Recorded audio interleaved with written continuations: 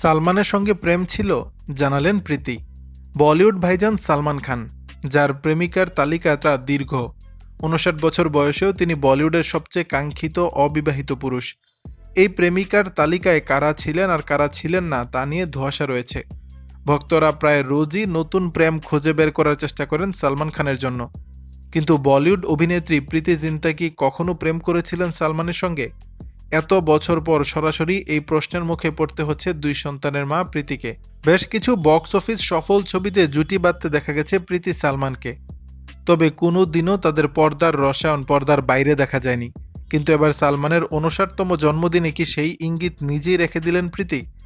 ২৭ December ছিল সালমান খানের জন্মদিন। নিজের পরিবারের সঙ্গে সেই দিনটি বিশেষভাবে পালন করেছেন ভাইজান। আঁটোসাঁটো নিরাপত্তায় শুধু ঘনিষ্ঠদের সঙ্গে জন্মদিন উদযাপন করেছেন তিনি। লতায় পাতায় খান পরিবারের সঙ্গে জড়িত প্রায় সকলেই ২৬ ডিসেম্বর রাত থেকে গ্যালাক্সি অ্যাপার্টমেন্টে উপস্থিত হয়েছিলেন। কিন্তু প্রীতি একটু দেরি করলেন।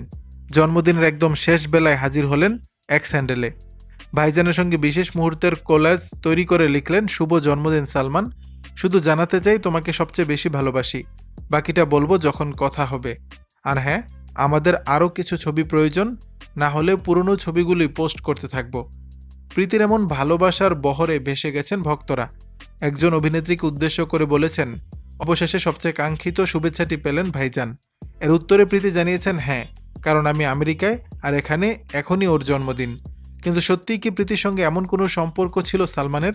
তারা কি কখনো প্রেম করেছেন? এ প্রশ্ন উঠে এসেছে সরাসরি সামাজিক যোগাযোগ মাধ্যমে, যেখানে প্রীতি লিখেছেন, না না, একেবারেই নয়। সালমান আমার পরিবারের একজন ভালো বন্ধু, আমার স্বামীরও বন্ধু। নেটিজেনদের প্রশ্নের উত্তর দিলেন প্রীতি। এরপর যেন এ বিষয়ে আর কোনোভাবে জল ঘোলা না হয়, অভিনেত্রী জানিয়েও দিয়েছেন সে কথা। দর্শক, বিষয়টি নিয়ে আপনাদের মতামত জানাবেন নিচের কমেন্ট বক্সে।